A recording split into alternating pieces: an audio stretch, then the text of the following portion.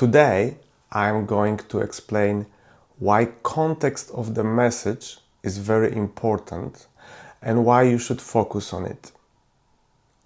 I will also present how to set context in a correct way and how to do it in different types of communication. I am Dr. Project and you are watching Smart Projects, Smart Skills.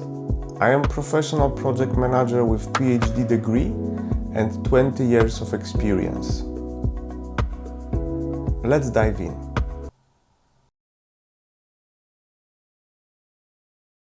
Providing context for your message is extremely important because this context is determining the way your message would be interpreted by the receiver. So that way you are helping receiver to understand your message, to understand it better, to understand it quicker. So you are helping people, but at the same time you are helping yourself because you are increasing probability that your message would be understood the way you want it to.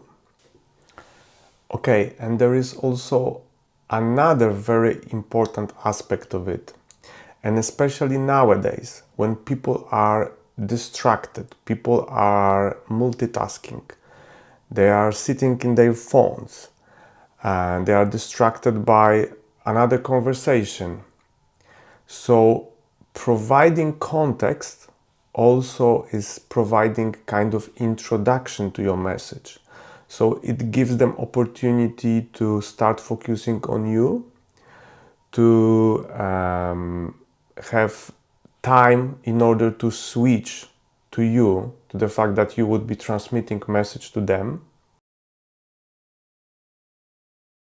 Okay, so we know why it is worth doing, why it is worth thinking about the context for your message and providing it. Now let's focus on how to do it in a correct way. So it will depend on the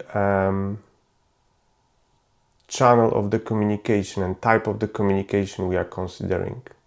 Whether it is verbal communication, written communication, or maybe it is, for instance, context at the beginning of the meeting you are leading.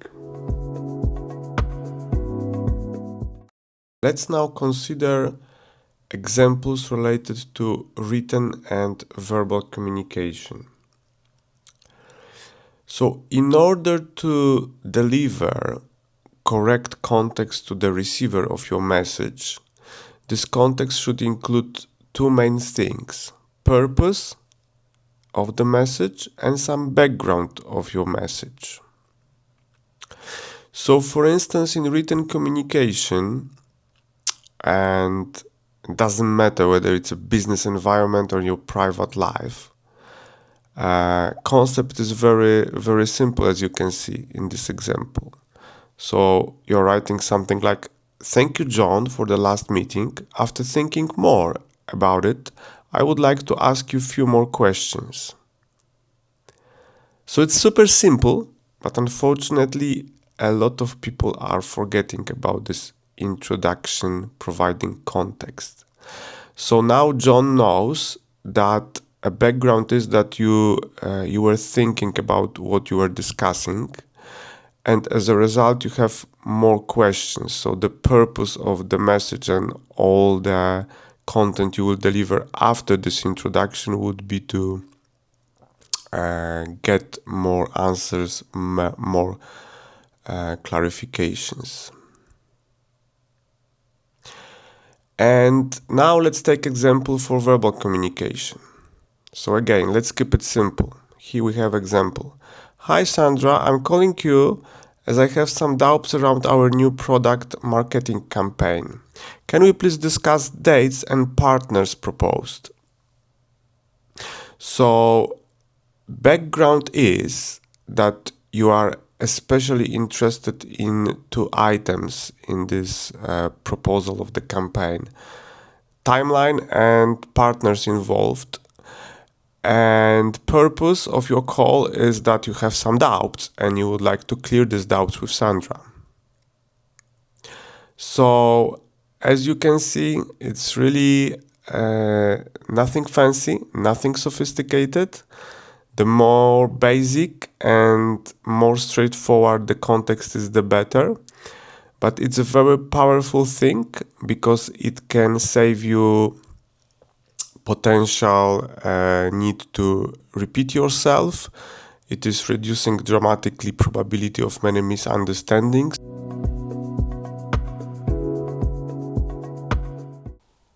Okay, we have covered examples for verbal communication and written communication.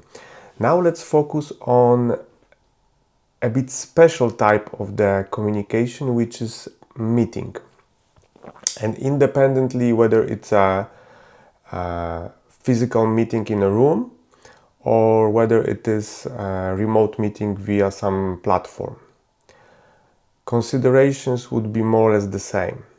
So if this is meeting a bit larger and you are inviting a large number of people relatively and you are presenting some topic for the first time, like for instance you are launching the project, this is a kickoff meeting for the project. So you would like to present yourself as a project manager to the stakeholders. You would like to also present your team and you would like to also present your project. What are you going to do? So in this example, context is extremely important and it should take more time and it should take more content than in the other examples which I covered.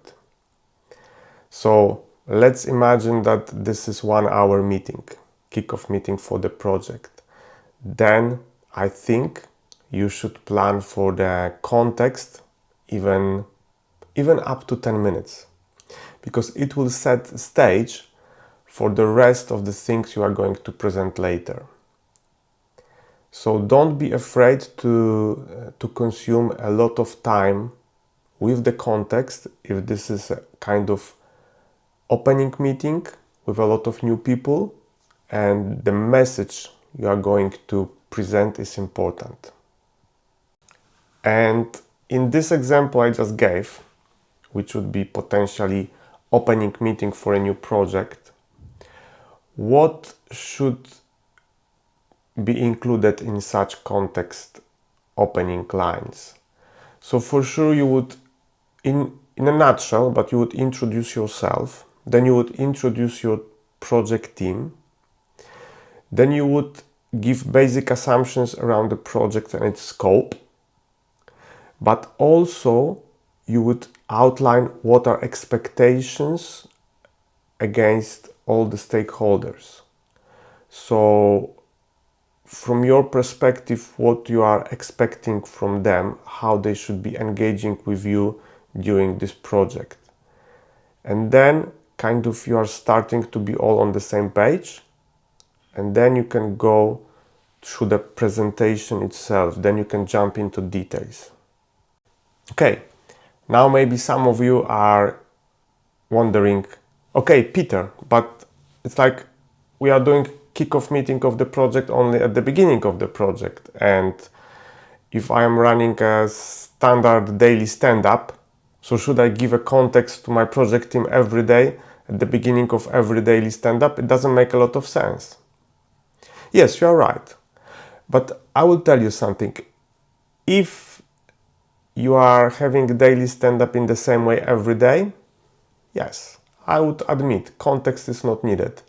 But if you are meeting with the same people at the same hour, but maybe today something happened and you don't want to go through standard agenda, you have some important message and you would like to get their feedback on that, then for instance context would be important and needed.